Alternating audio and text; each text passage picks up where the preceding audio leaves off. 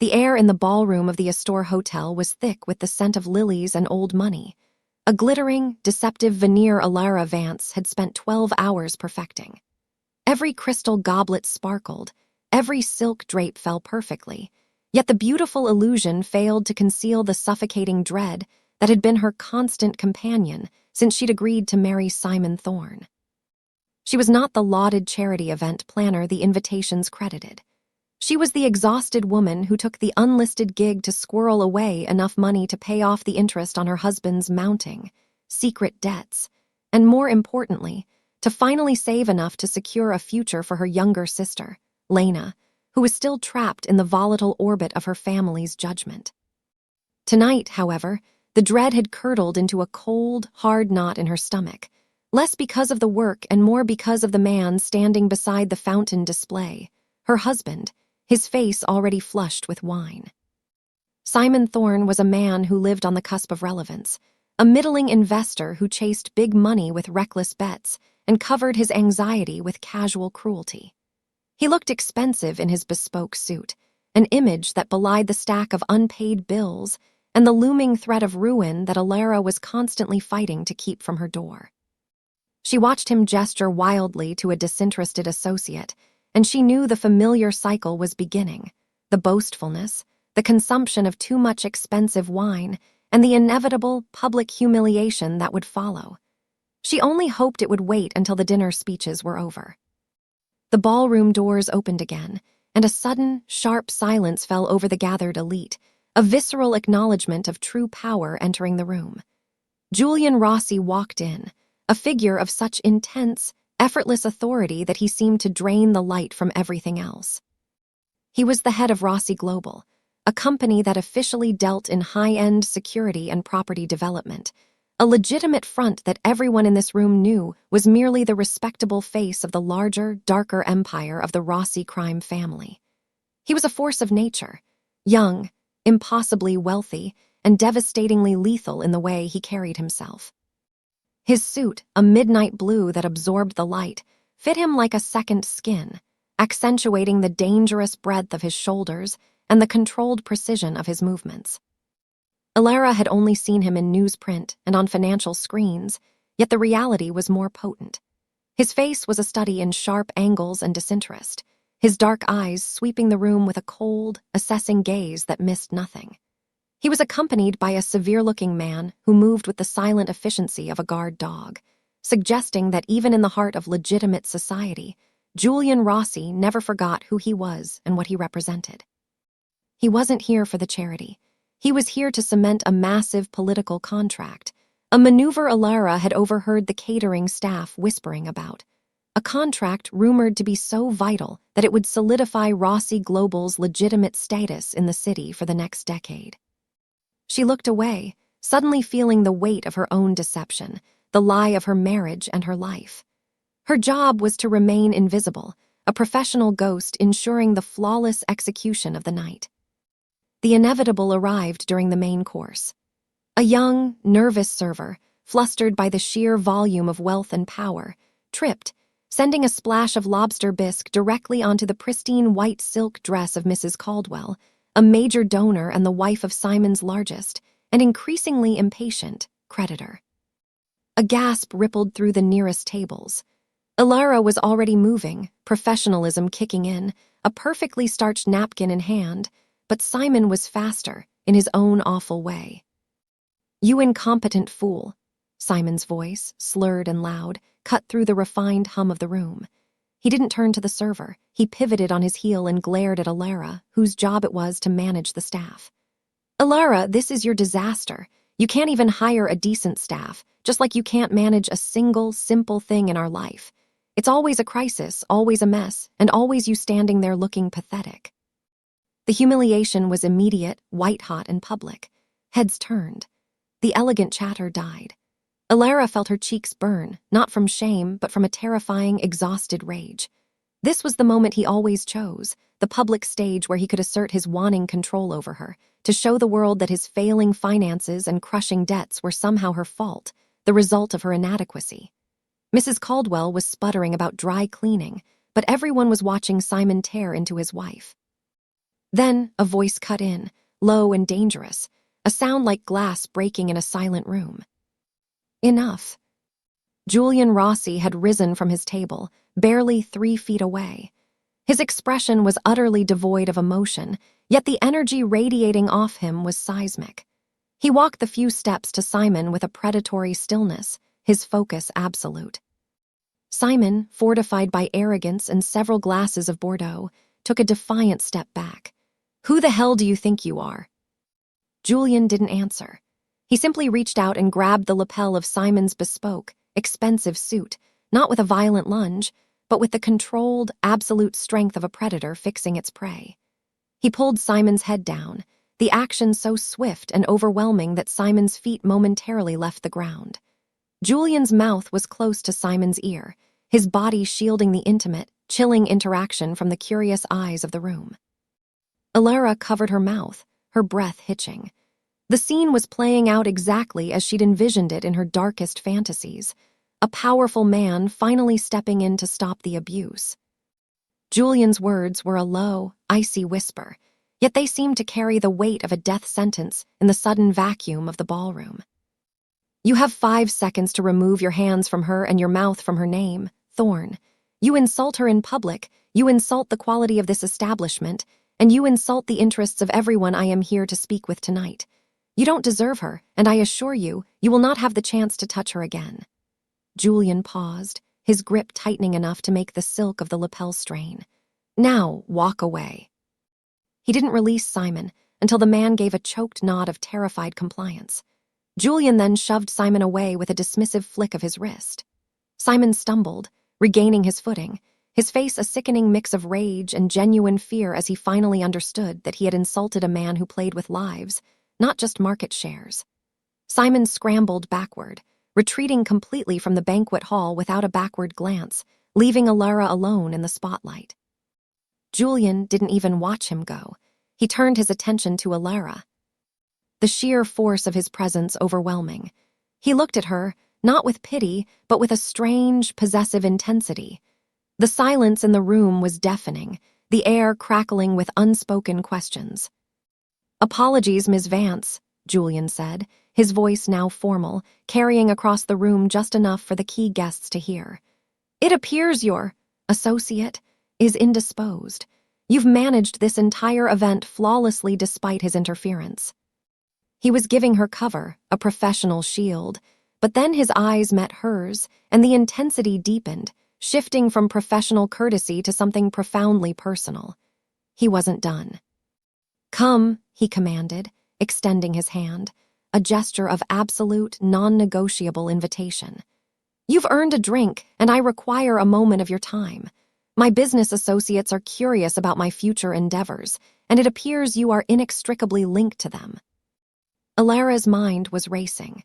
This man was not a savior. He was a shark, and he was offering her the chance to swim in his deeper, more dangerous waters. He had humiliated Simon, yes, but he had also solved a problem of decorum for himself.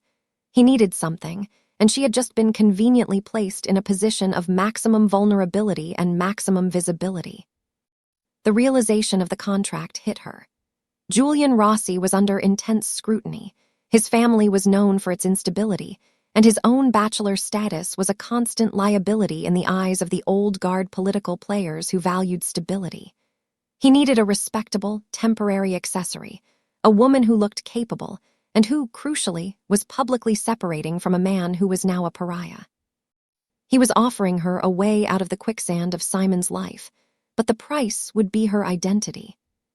She took a deep, shaky breath, her gaze locking with his. She saw the cold calculation in his eyes, but she also saw a fleeting glimpse of something else, the sheer, uncomplicated power to simply change her life. This was not a rescue, this was a transaction, and she was ready to pay. She thought of Lena, of the savings account that was barely crawling upward, of the years of Simon's insults. She made the choice, the impulsive, life-altering decision, before she even realized she was moving. She placed her trembling hand into his. His skin was warm and firm, a jolt of pure, uncompromising strength that felt both terrifying and exquisitely reassuring. Julian's thumb brushed the back of her hand, a subtle, proprietary touch that sealed the silent agreement. He began to lead her away from the gaping crowd, toward a secluded antechamber. She stopped him, pulling her hand back slightly, needing to speak the lie out loud, to make it real and absolute. "Mr. Rossi," she began, her voice steadying on the single, most important word she had to say. He stopped, turning to look down at her, waiting. "You said my associate was indisposed. That's true. But you should know," she whispered, leaning closer, selling the lie with the desperate conviction of a woman gambling her soul. "I haven't just left him professionally. I am his fiancée. We've kept it quiet for the sake of the contract, for the sake of my professional reputation, but I am yours. I'm leaving him for you tonight." Her words were a torrent of desperate invention. She watched the shift in Julian's eyes, the brief flicker of genuine surprise, followed immediately by a chillingly smooth acceptance. She hadn't just accepted his offer of protection. She had given him the perfect narrative, a neat, romantic excuse for their sudden pairing. She had tied herself to a monster, but the monster was looking at her like she was the sharpest, most desirable thing he'd encountered all night. A faint, almost imperceptible smile touched the corner of Julian's mouth, a silent acknowledgement of her cunning and her desperation. "My fiancé," he repeated, the word a promise and a threat, rolling off his tongue with a finality that brooked no argument. "A brilliant choice, Alara. We'll discuss the specifics of this arrangement in private. But for now, you will stand beside me. The room is watching, and a future CEO of Rossi Global needs to understand how to command attention." He placed a possessive hand on the small of her back, the heat of his touch a brand through the thin silk of her dress. He guided her into the antechamber, the door closing on the stunned silence of the ballroom. Alara had bought her freedom, but she had just walked straight into a cage of gold and concrete, protected by a man whose loyalty was absolute and whose enemies were everywhere. The truth of her escape, the secret savings, the desperate sister, was buried under the extravagant weight of the lie that had just bound her to Julian Rossi. The antechamber Julian led her into was not an ordinary waiting room. It was an extension of his power, a private, soundproofed space used for closed-door negotiations. The plush velvet door had barely clicked shut before the facade of professional courtesy dropped away completely, leaving only the charged, dangerous reality of their new arrangement. Julian released her back, but his presence was a heavy, suffocating weight, demanding all her attention. She could still feel the phantom heat of his hand on her spine, a possessive mark. "My fiancé," Julian said again, testing the sound, the word lacking any warmth, serving only as a statement of ownership. He leaned against a mahogany desk, his arms crossed over his chest, his eyes dark and sharp, dissecting her. "That was a fascinating performance, Alara. Not only did you save yourself, but you handed me precisely the narrative I needed for the political vultures in the room. Why the escalation? Why the lie that binds us?" Alara Vance met his gaze without flinching, the adrenaline of the public confrontation giving way to a cold, clear resolve. She had to sell this lie, not just to the outside world, but to the man who now held her freedom in his hands. "I didn't choose to be your accessory, Mr. Rossi. I chose to survive," she stated, her voice quiet but firm. "I have been sinking with Simon for 3 years, covering his debts, enduring his humiliations. Tonight, you offered me a way out, but a temporary assistant in your entourage would still be vulnerable to Simon's harassment and his creditors. You need a fiancé to secure your contract. I need absolute, undeniable protection. That title ensures no one, especially not Simon, will ever question my connection to you. It's a mutual convenience, but I require the full weight of the Rossi name, not just a passing acquaintance." Julian's eyes narrowed, a flicker of something that might have been respect, or perhaps simply recognition of a fellow opportunist, passing over his features. "You're audacious, and very expensive. You understand that this lie requires more than just a name. It requires performance. It requires absolute loyalty to me. And as for your husband's debts..." He didn't need to finish the thought. Rossi Global didn't do half measures. The next morning, Alara woke up in the opulent silence of a guest suite in Julian's penthouse overlooking the city. She had spent the night in a daze, giving his legal team, a silent, terrifying woman named Renata, every detail of Simon's financial ruin. By breakfast, the arrangement was formalized. Julian had settled Simon's outstanding debts with 3 separate investment firms, a sum so vast it made Alara dizzy, effectively buying her divorce and her freedom in a swift, devastating transaction. When Julian joined her for a minimalist breakfast of black coffee and perfect fruit, he slid a diamond ring across the polished glass table, a stone so large it seemed to emit its own cold light. "It belonged to my grandmother," he stated, his tone flat, stripping the gesture of any romance. "It's real, and it's large enough to stop any questions before they start. Wear it. This protection comes with immediate, visible costs. You are no longer saving your own money. You are no longer managing events. Your only job is to be my fiancé, and you will do it flawlessly." Alara looked at the ring, the tangible weight of her gilded cage. She felt a surge of resentment, the price of her independence already painfully clear. "You didn't just pay off his debt, you bought my life, Julian." "I bought your silence, your proximity, and your public allegiance," he corrected, leaning back, the power radiating off him palpable. "Freedom from ruin costs something, Alara. Now put it on. We leave for Monaco tonight. The political maneuvering for the contract requires us to be seen among the highest tiers of society, and those tiers are rarely on this continent." The speed of the transition was dizzying, designed to overwhelm. Within hours, she was airborne on his private jet, stripped of her old clothes, dressed in pieces chosen by his private stylist, silk, cashmere, and diamonds that made her feel like a valuable, fragile artifact. Julian didn't ask her about her feelings. He simply informed her of their schedule, their appearances, and the key players she needed to charm. In Monaco, the air was warmer, the stakes impossibly higher. Alara performed her role with practiced grace, leveraging her professional skill as an event planner to appear confident and composed at every dinner and rally. She was the perfect accessory, intelligent, beautiful, and utterly devoted to the formidable man beside her. She watched Julian work, his power a mesmerizing blend of cold intellect and barely contained threat. He moved through the rooms of power like a sovereign, eliciting nervous deference from everyone, and she found herself drawn into the orbit of his lethal charisma.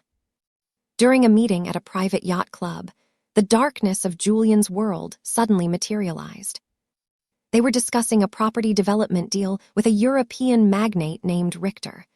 The conversation was strained, centering on Julian's aggressive demand for absolute control over the land rights. Alara, bored, idly watched the yachts bobbing in the harbor. Suddenly, a voice cut across the refined conversation, thick with malice. "Rossi, you should be careful how you negotiate, or you might find your pretty toys become liabilities." A man, thick-necked and scarred, stepped from the shadow of the portico. He was clearly a rival, not merely a business associate. Julian didn't look startled, but the temperature of the air dropped. The severe man who accompanied Julian, Marco, took a silent step forward, his hand disappearing into his jacket. Julian simply put his hand on Alara's arm, a slight pressure, grounding her. His gaze remained fixed on the rival, his face utterly blank. "Vasily," Julian acknowledged, his voice dangerously even. "Are you threatening my assets or are you threatening the future of Rossi Global? Be specific." Vasily laughed, a harsh, scraping sound. "I'm reminding you that you cannot buy every shore and every allegiance, especially when your legitimate front is paper thin. That woman on your arm is lovely, but does she know the price of being a Rossi?" Julian's response was immediate and terrifying. He didn't raise his voice, he didn't move toward the man. He simply spoke to Marco, never taking his eyes off Vasily. "Marco, Vasily seems to have forgotten the Rossi code of silence concerning property and family. Remind him, and ensure he can't forget it in the near future. And inform his associates that his lack of discretion has cost them the Riviera property deed. It is now ours." The command was delivered with the same calm precision he used to order dinner. Marco nodded once and moved, not with a rush, but with an appalling, controlled efficiency. There was a sound of a muted, sharp exchange, then a sickening thud against the wall as Vasily was roughly subdued and dragged away. The entire violent incident took less than a minute, and when Marco returned, Wiping a single drop of blood from his cuff, he was once again silent and impassive. Julian turned back to Richter, the magnate pale and shaking, and continued their discussion as if Vasily's existence had been a minor distraction, a fly that needed swatting. As I was saying, Richter, absolute control of the land ensures stability. Do we have an agreement? Richter practically fell over himself to agree. The chilling display of ruthless dominance didn't make Alara want to run. It made her stomach clench with a terrifying, primal acknowledgement of the power of her protector. This was the dark side of the gold, the concrete assurance that no one would ever dare touch her again. Later that evening, in the solitude of their panoramic suite, Alara confronted him, though her voice wavered slightly. What happened to that man, Vasily? Julian was standing by the glass wall, a silhouette against the city lights. He didn't turn around. He's been reminded of his place. He won't be a factor in your life or mine again. You saw how this world operates, Alara. It is built on stability and swift correction. Threats must be removed, not debated. And if I become a threat? He turned then, slowly, his expression unreadable, but his eyes intense. He walked toward her, closing the distance until the air between them was tight with unspoken tension. You won't, he murmured, his voice dropping to a low, seductive register. Because you are too intelligent to threaten your own security, and because you are mine now. My loyalty is absolute, Alara. If you are loyal to me, you will find protection you couldn't have dreamed of. If you betray me, you will learn the definition of regret. He reached out and gently traced the line of her jaw, his touch shockingly soft after the violence she had just witnessed. His proximity was overwhelming, mixing the clean scent of expensive cologne with the residue of danger. I'm terrified of you, she admitted, the truth escaping before she could stop it. Good, he replied, his thumb brushing her lip. Fear is honest. It means you understand the stakes. But then the conversation shifted, the raw danger morphing into something utterly tempting. Their intimacy began not with gentle courting, but with a sudden, violent acknowledgement of the fierce tension that had been building since the ballroom. Julian hadn't just bought her freedom. He had bought the right to her proximity, to her attention, to the life she now lived. He closed the remaining gap, kissing her with a hard, possessive need that demanded a response.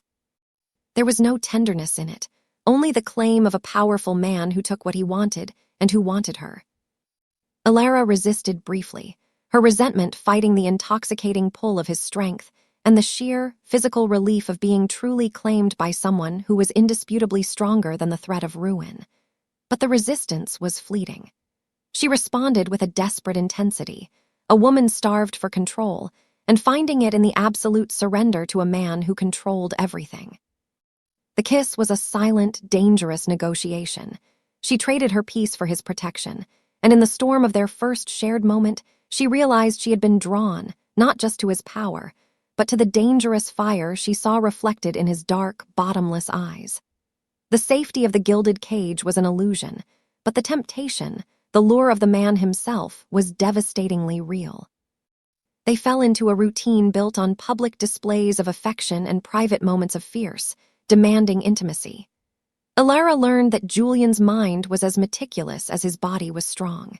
He never slept more than 4 hours, he spoke 5 languages, and his control was absolute, both in the boardroom and the bedroom. She began to see the cracks in his armor, the slightest hardening of his jaw when someone spoke of betrayal, the way he would occasionally look out over the city lights, completely alone in his isolation. The gilded cage was still a cage, but Julian was always there, standing guard, and for the first time in years, Alara felt the intoxicating safety of being truly, ruthlessly protected. The temptation wasn't just the wealth. It was the raw, undeniable connection to a man who saw her strength and demanded its loyalty, a loyalty she was increasingly willing to give. Alara was a study in contrasts. In public, draped in Julian's jewels and wearing the impenetrable composure of a future Rossi wife, she was untouchable. In private, she was a coiled wire, constantly aware that the stability Julian had enforced was a fragile structure built over a terrifying abyss.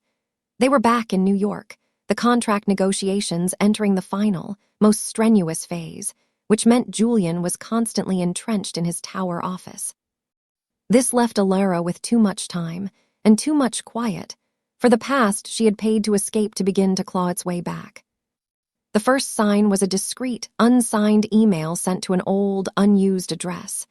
It was a single, cryptic photograph, a blurry image of her younger sister, Lena Vance, sitting alone at a university cafe, looking pale and tired. The text beneath was simple, still unprotected. Lena was the single, most important truth of Alara's life. When their parents had died, leaving behind only debts and emotional chaos, Alara, barely 22, had fought tooth and nail to keep custody of her then 12-year-old sister. Simon Thorne had entered her life under the guise of an asset manager who promised to secure Lena's future through strategic, high-yield investments that had ultimately ruined them and given Simon undue influence over their small, broken family structure. Simon had isolated Lena, playing on the girl's resentment of Alara's constant work, using emotional blackmail to keep her within his manipulative sphere even after Lena started college. Alara's desperate saving had been for Lena, a silent, promised escape plan. Seeing the photograph, Alara felt the cold dread return, heavier than before. Simon, humiliated and stripped of his wealth, was desperate. He was using the one person Alara truly loved as leverage. She debated keeping it from Julian, fearing his ruthless response, but the memory of Vasily's swift dispatch in Monaco convinced her of the necessity of absolute honesty where danger to her life was concerned. Julian was a force of nature, and she needed that force focused entirely on her protection. She found Julian late that night in his study, a cavernous room of dark leather and stacked financial reports. He was staring at a city map dotted with glowing markers, a cartography of his own empire. "Simon is back," Alara stated without preamble, walking in and placing the printed photo on his desk. Julian glanced at the picture, then back at her, his expression hardening immediately. He didn't ask how Simon could possibly threaten her. He immediately assessed the Rossi weakness Simon had found. "He's using her, your sister, Lena," Alara explained, fighting to keep her voice steady.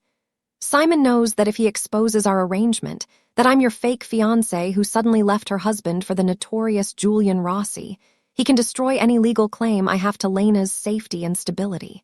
He'll make me look unstable, a gold digger, a liar. He knows I'll break to keep Lena safe." Julian finally pushed back from his desk, the chair gliding silently on the polished wood floor. His expression was a terrifying mask of controlled fury, not directed at her, but at the audacity of the threat.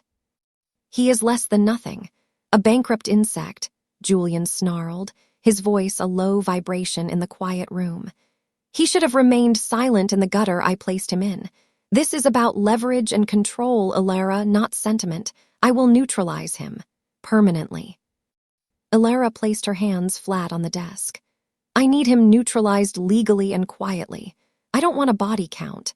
I need Lena safe and sound, and I need a paper trail that proves Simon is a threat to her, not me. Can your power do that without the violence?"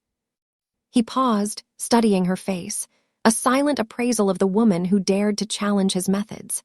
He saw the fierce, unyielding love for her sister, a loyalty that mirrored his own family code. "It will be done," Julian promised, the phrase a decree. He immediately summoned Renata, the lawyer, and a security operative named Silas, and Alara watched, mesmerized, as the machinery of the Rossi Empire turned its terrible, efficient attention to Simon Thorne. Within 72 hours, the threat was dismantled. Julian's team didn't just file for divorce.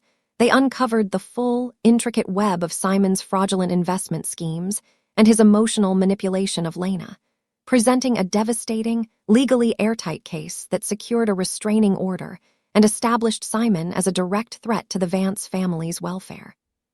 Simon was left not only bankrupt, but legally and socially isolated, with a court order ensuring he could never approach Alara or Lena again. Alara felt an immense wave of relief, followed by a profound disquiet. Julian had protected her with a ruthless loyalty she'd never known, but he had done it with the cold, effortless superiority of a god manipulating pawns. "You've saved her," Alara whispered, standing beside him as he looked out over the city lights again later that evening. "Thank you, Julian. I owe you everything." "You owe me nothing," Julian countered, his voice hard. "I protect what is mine, Alara. You are mine now. Your sister is an extension of that claim. The debt is Thorn, and he is paying it with silence and obscurity." He was turning, finally, to walk toward the bar, but his step faltered, his posture rigid. Alara noticed the date on his desk calendar, October 16th. The small, handwritten inscription next to it simply read, Giovanni. She realized his vulnerability, not through a confession, but through the momentary lapse in his absolute control. "What is today?" she asked softly. Julian flinched, a subtle, sharp movement that was more revealing than any shout. He slowly turned, and Alara finally saw the wound beneath the armor. His eyes, usually glittering with control, were distant and haunted. "It's the day my father died," he said, his voice flat, devoid of his usual commanding resonance. "Giovanni Rossi, 20 years ago. He was the capo before me. I was 18. The revelation hung heavy in the air. Julian Rossi, the ruthless, untouchable CEO, was merely a deeply scarred man bound by a legacy of blood and empire. "How?" Alara asked, her own painful past making her approach him with gentle caution, recognizing the shared language of trauma. Julian took a slow, deep breath, running a hand over the back of his neck, a gesture of profound exhaustion. An explosion, a targeted hit disguised as a boating accident, a rival family from the south. He was warned. He was careless. He paid the price, and so did the family. It created a vacuum, a weakness the others were quick to exploit. He walked to the window, his gaze fixed on the distance. "I was forced into command instantly. 18 years old, standing over my father's empty casket, dealing with traitors in my own house while fighting off enemies who smelled blood. The legitimate business was a mess. The other business was a battlefield. I had to learn ruthlessness in a matter of days or lose everything my family had spent a century building." Alara felt a wave of unexpected, profound pity. She had seen him as a machine of power, but she was looking at a man whose life had been violently derailed, whose childhood had been sacrificed to the demands of a dangerous, ancient dynasty. "That's why you're always fighting for control," she murmured, finally understanding his need for absolute order. "Because the moment you lose it, everything shatters again." Julian nodded, a curt, painful movement. "I made a vow over his grave that I would never be weak, that I would secure the empire so thoroughly that no one would ever dare touch a Rossi again. The legitimate empire, Rossi Global, is my shield, my insurance. It's what keeps the old guard from tearing us apart and what allows me to transact with people like Richter. But the price is constant vigilance. The cost is never being anything less than the predator." He turned back to her, the vulnerability instantly retracting, replaced by a cold, desperate pride. "You see the wound, Alara. Now you know the secret. I am not just the CEO. I am a soldier fighting a generational war, and you are currently standing inside the fortress walls." He walked toward her, and this time when he touched her face, his thumb tracing the curve of her cheek, the gesture was not merely possessive, but laced with a profound, quiet loneliness. "You came from wreckage, Alara. I came from an empire built on it. Perhaps that is why you do not flinch from the darkness. You and Lena are safe here, but you must never forget the price I paid to secure this place. And you must never give me a reason to doubt your loyalty, because my response would be absolute." Alara took his hand in hers, turning it over to examine the back of his knuckles, which were crisscrossed with faint scars, physical proof of the battles he'd fought to maintain his family's dominance. She was drawn to his strength, but tonight she was drawn to his solitude, the heavy, isolating burden of his power. "I won't betray you, Julian," she promised, the lie of their engagement slowly eroding under the weight of shared secrets and the mutual acknowledgement of their pasts. "I understand the meaning of loyalty. You gave me back my sister, and you gave me back my life. That is not a debt, it is a bond." The silence that settled between them was different now, no longer the cold quiet of a professional transaction, but the deep, resonant silence of two people who had glimpsed the true, painful cores of each other. The romance, born of calculated necessity and raw physical temptation, was deepening into something more dangerous and real. A connection forged in the fires of survival and shared wounds. Julian had revealed his secret, the loss of his father and the cost of his empire. Alara had revealed hers, the vulnerability of her sister and the depth of her resolve. They were equally damaged, equally ruthless in their pursuit of protection, and inextricably bound by the terrible knowledge of what they were capable of. The revelation of Julian's past created a seismic shift in their relationship. The sharp edges of their transactional arrangement began to soften, filed down by the heat of shared confidence and the undeniable chemistry that had deepened into genuine, frightening affection. Alara no longer felt like a mere pawn in his game. She felt like a confidant, a cornerstone in the edifice of his relentlessly guarded life. The power dynamics were still immense. Julian was still the absolute commander. But now, there was a visible, quiet yearning in his eyes when he looked at her, a need that matched her own desperate desire for a stable, protected future. One crisp autumn evening, after the conclusion of the pivotal political contract was announced, solidifying Julian's legitimate standing and silencing his critics, Alara found him unwinding in the penthouse's observation lounge. The city below was a sprawling, glittering tapestry of light, but Julian's attention was solely on her. "We won," Julian said, his voice laced with rare satisfaction, gesturing toward the celebratory headlines scrolling across the news channel on the vast screen. "The contract is signed, Rossi Global is secured, and my position is unassailable. The lie you sold has paid dividends, Alara, beyond what either of us anticipated." Alara walked over to him, tracing the seam of his jacket, the fabric cool and smooth under her fingers. "The stability is real, Julian, I feel it, but the price of my silence is still too high. I need to bring Lena here. I need to stabilize her life completely. Simon is gone, but the disruption is still there. I can't live like this, knowing she's still on the periphery, an easy target." She looked up, meeting his intense gaze. This was the moment of truth, the point where she had to demand a future that included her sister, a future beyond the facade. Julian considered her demand, his expression serious, not dismissive.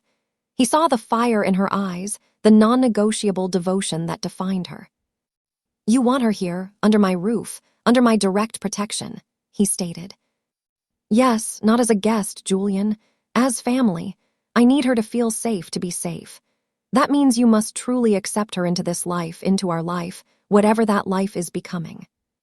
He paused, running a hand through her hair, his touch becoming possessive and tender all at once. "You ask me to expand the scope of my vulnerability, Alara, but you have earned it. I saw how you fought for her against Thorn. You possess a loyalty I value more than any contract or asset. The protection is not merely a transaction anymore. It is a promise. I will build a life for us, for you and Lena, that is legitimate, secure, and above reproach. You will never have to worry about debt or a hostile word again. I will provide a foundation of safety that Simon could only dream of destroying." The promise was profound, a staggering commitment from a man who rarely dealt in sentiment. He wasn't just offering a secure future. He was offering a place within the sacred circle of his protection, a shield against the rest of the dangerous world. "But what about the other business?" Alara asked, her voice barely a whisper. "The violence you showed in Monaco, that is the price, isn't it? I accept the danger, Julian, but I can't accept an empire built entirely on blood, especially if Lena is here." Julian's jaw tightened. "The Rossi Empire is old, Alara. It is built on tradition, on control, and yes, on necessary ruthlessness. But the future is in the legitimacy, in the global. The political contract is the proof. I am securing the family's power by migrating it, making it clean. I will not be my father, careless and exposed. I will protect my legacy and my family by making our operations untouchable. You and Lena will be the driving force behind that shift." He sealed the promise with a long, consuming kiss, a gesture that was both fiercely claiming and genuinely affectionate. Their relationship had transitioned from an arrangement to a deep, consuming love, forged in the fires of danger and reliance. She knew her safety, her sister's future, and her heart were all inextricably bound to this formidable man. However, the world Julian inhabited never allowed for prolonged peace. The moment of their deep connection was shattered by the harsh reality of his enemies. It happened 3 days after Lena moved into a secured apartment within the Rossi compound, a measure Julian took immediately. Ilara was attending a small, private charity luncheon, a necessary public performance, when the news broke. A major Rossi global warehouse in the industrial district had been firebombed. The media reported it as a horrific industrial accident, but Ilara recognized the chilling precision of the attack. It was too targeted, too swift. The true damage wasn't material, it was a devastating message. When Julian arrived at the penthouse hours later, his suit was impeccably tailored, but his face was carved from granite. His eyes held a cold, lethal fire. "It was the Volkov Syndicate," Julian stated, shedding his jacket with an angry, controlled movement. "A retaliatory strike. They were angry about the political contract, and they are testing the limits of my control. They wanted to expose a weakness." He walked past her, reaching for a secured line on his phone. The conversation that followed a low, intense torrent of Italian, filled with coded commands and ruthless instructions for retaliation. Ilara watched him, realizing the full, terrifying price of his protection. Every beautiful, secured life he offered came with the cost of this constant, brutal war. The true impact of the attack hit her the following morning. Julian insisted she remain inside the penthouse, surrounded by his personal, armed security detail. The air was tense, heavy with the expectation of counterstrikes. Then a high-pitched alarm began to sound. A section of the compound, the secured perimeter near the parking structure, had been breached. Ilara was immediately rushed into a hidden safe room, a vault disguised as a walk-in closet, by 2 of Julian's guards. The door sealed with a heavy, metallic clang. She could hear the muffled, sharp sounds of confrontation outside, shouts, heavy footsteps, and then the undeniable, horrifying sound of gunfire. In the sterile silence of the vault, Ilara's terror was absolute. She wasn't afraid for herself. She was terrified for Lena, who was downstairs with a tutor. She was terrified for Julian, who was fighting his own brutal war right outside her door. The promised protection was real, but so was the price, the constant, imminent danger that could shatter their gilded reality at any moment. After 20 minutes that felt like an eternity, the door to the vault unlocked. Julian stood there, breathing heavily but unharmed. He was flanked by Marco and several armed men. The air that rushed in was stale, smelling faintly of smoke and something metallic. Julian looked at her, his dark eyes intense, scanning her for injury. He crossed the room in 2 strides, pulling her into his chest with a fierce, almost violent relief. "They tried to infiltrate the complex," he rasped, his voice rough. "A probing attack. They were looking for soft targets. They were looking for you." "Lena," Ilara pulled back, her heart still hammering against her ribs. "Safe with Marco's family.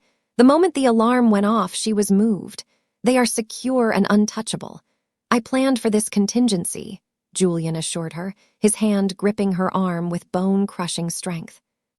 Ilara stared at him, the reality of her choice settling over her like a shroud. She was loved by this man, fiercely and absolutely, but that love was a magnet for violence.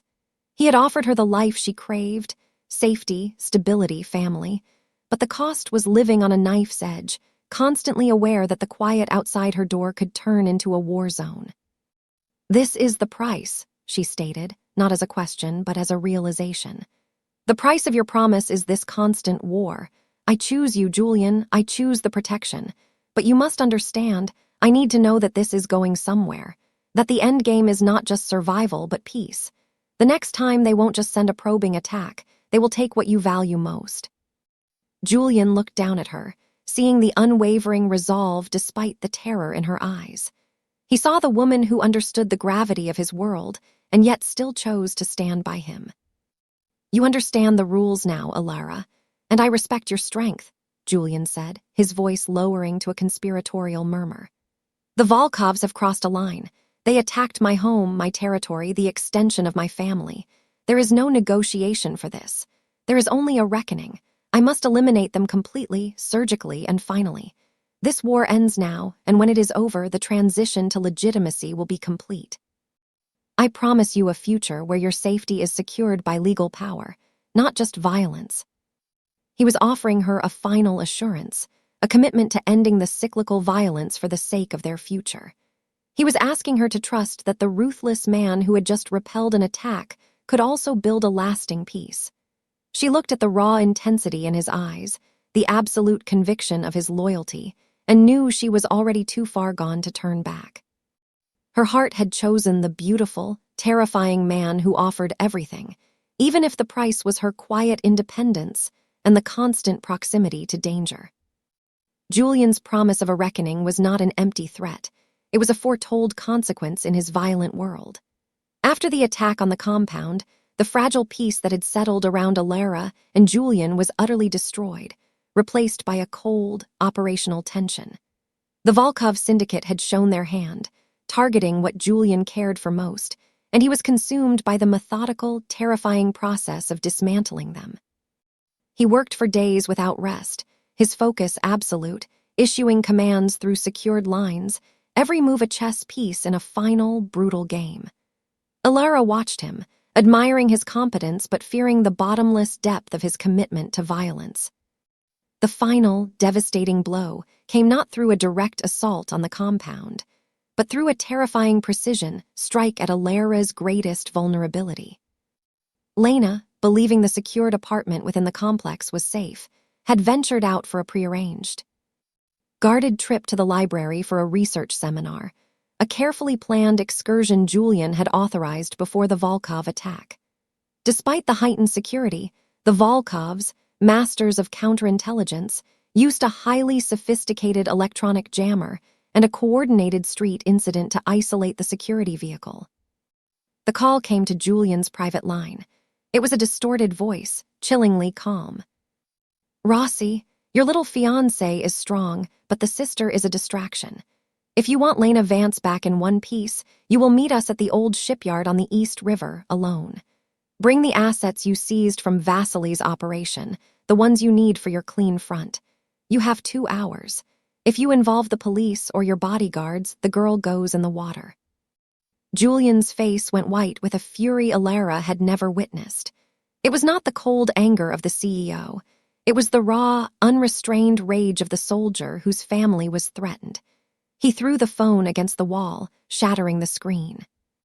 "They crossed the final line," he snarled, running his hand through his hair. "They took my blood, Alara. I told you I protect what is mine." Alara didn't panic. The fear was a cold, driving force now, channeled entirely into action. She was no longer the vulnerable wife. She was the woman who had lived under the shadow of danger for years and who knew how to calculate risks. She grabbed Julian's arm, her grip surprisingly strong. "Don't go alone, Julian. This is not just a trade. It's an ambush designed to kill you and collapse your empire. You are the head. If you fall, Lena is lost anyway." "I have no choice," he roared, already moving toward the arsenal hidden behind a reinforced wall panel. "They demand the assets and they demand me." "They demanded you, but they also demanded the assets you need for the clean front, the very ones that solidify Rossi Global's legitimacy," Alara argued, thinking furiously, accessing the operational details Julian had shared, the ones she'd memorized out of necessity.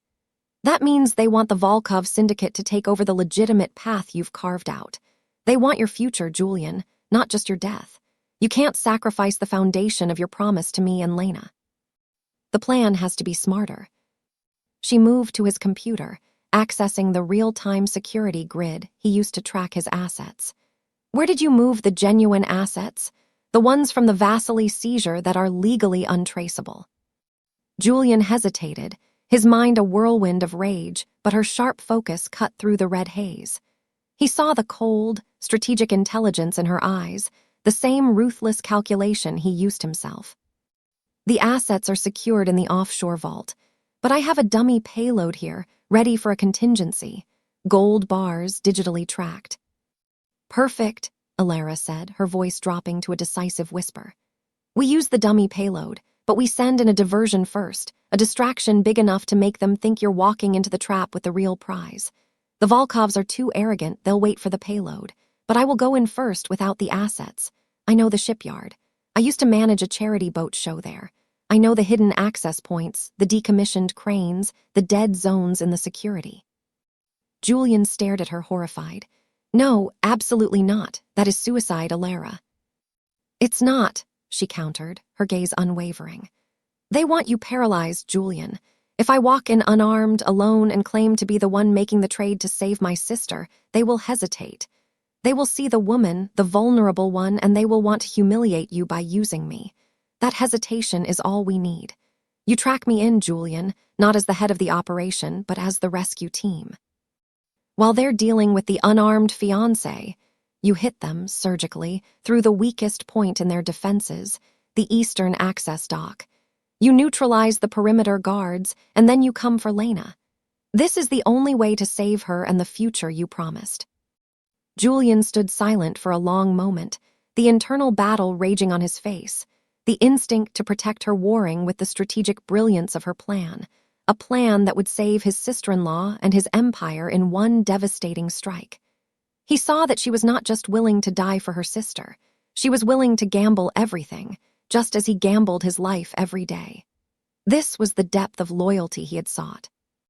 He finally conceded, a single, guttural sound escaping his throat. If a single hair on your head is harmed, Alara, I will burn that syndicate to ash until nothing remains but salt. Then don't let a single hair be harmed, she said, gripping his face with both hands, meeting his gaze with fierce love. We end this war, Julian, for Lena, for us. Alara drove Julian's black, armored sedan to the shipyard, a heavily industrialized wasteland smelling of rust and brine. She walked onto the pier alone, wearing a simple, dark coat, her heart beating a frantic rhythm against her ribs. She found Lena tied securely to a crane pillar, guarded by 3 immense Volkov enforcers. The head of the operation, a greasy, cold man named Demetri, stepped forward, his expression cruel. Look what the great Julian Rossi sends us, Demetri sneered. His little fiancé, where is the payload, little bird? Did he send you to beg? He sent me to make the deal, Alara said, her voice clear despite the tremor in her hands. I told him that giving you the genuine assets, the ones that secure his legitimate contracts, would be an act of betrayal against his own future. I came instead. I'm the leverage you need to destroy him, Demetri. Take me. Let my sister go. Demetri laughed, a harsh, scraping sound. A touching display of foolish loyalty. You think we want you? We want his shame and his assets. The girl stays until we get what we came for.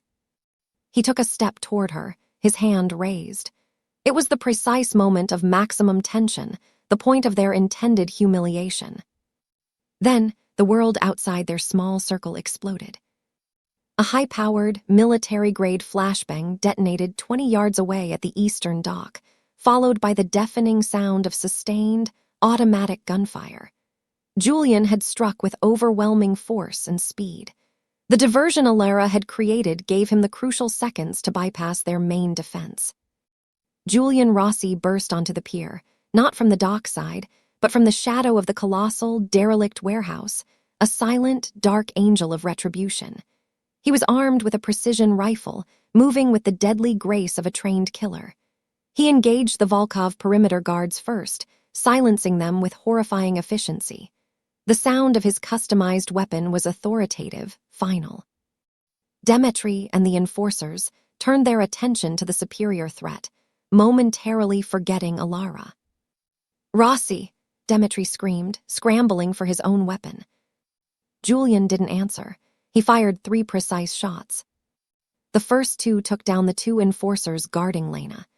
The third hit Demetri's weapon hand, shattering his elbow and forcing him to drop the gun with a shriek of agony. Julian then lowered his rifle, the ultimate demonstration of his complete control, and walked toward the crying, terrified Lena and the stunned Alara. He never took his eyes off Demetri. He reached Lena first, cutting her bonds with a tactical knife, pulling her to him for a brief, fierce embrace before pushing her into the protective custody of Marco, who had appeared silently from the warehouse shadows.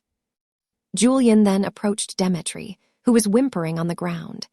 He grabbed the man's collar, pulling him close, his dark eyes filled with the terrible, focused violence Alara had seen only in fleeting glimpses. "You touched what is mine." Julian's voice was a low, fatal rumble, the sound of final judgment. "You breached the security of my home, and you targeted my family. This is the last consequence you will ever face." He didn't need to finish the threat.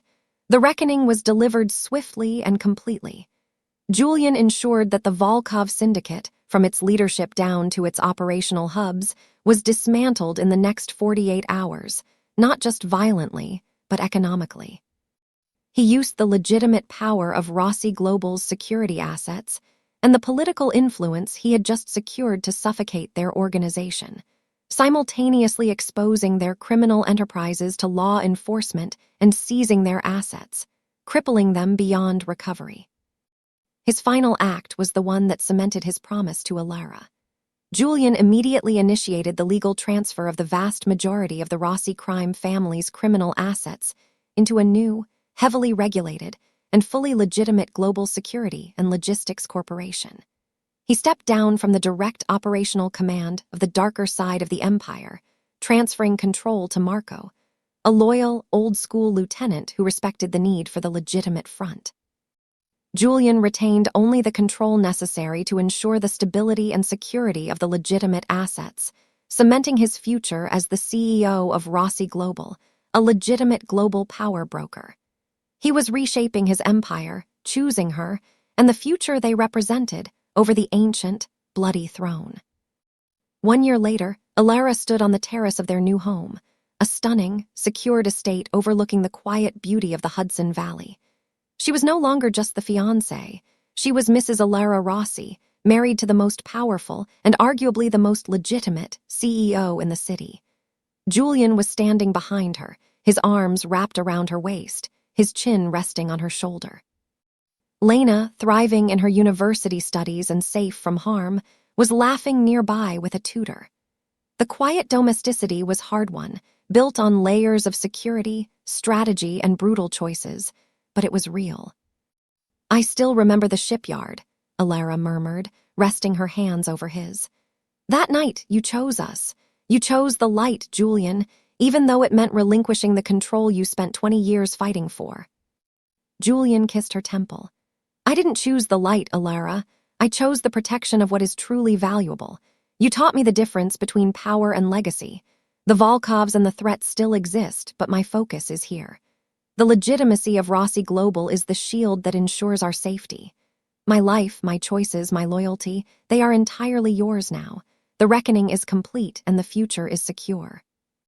He turned her in his arms, his dark eyes, once cold and calculating, now filled with a deep, abiding love that felt earned and absolute. The ring on her finger still glittered, a heavy, cold symbol of his immense power, but now it was also a symbol of a promise fulfilled, the promise of a protected life, a family secured, and an empire reshaped for love. The love they shared was not quiet or easy. It was a fierce, passionate bond forged in danger and sealed by ultimate loyalty. There would always be shadows in Julian's world, but she stood firmly at the center of his light.